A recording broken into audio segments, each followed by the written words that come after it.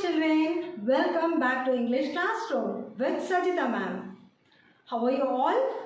You're all safe, isn't it? Stay home and stay safe.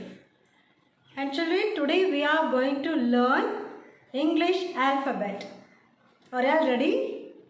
Come on, let's get started. Letter T.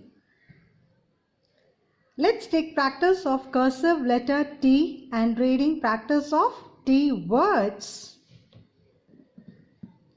Children, this is the way you have to write cursive letter T in the 4 lines notebook.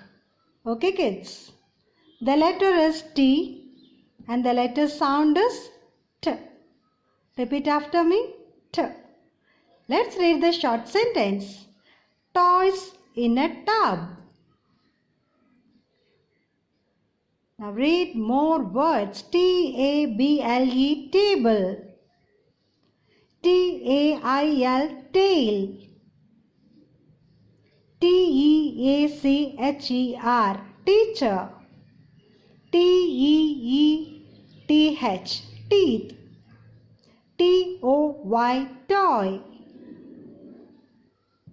T-R-E-E, tree. Have fun. Keep learning. Children, I hope you have learned how to write cursive letter and how to read the words.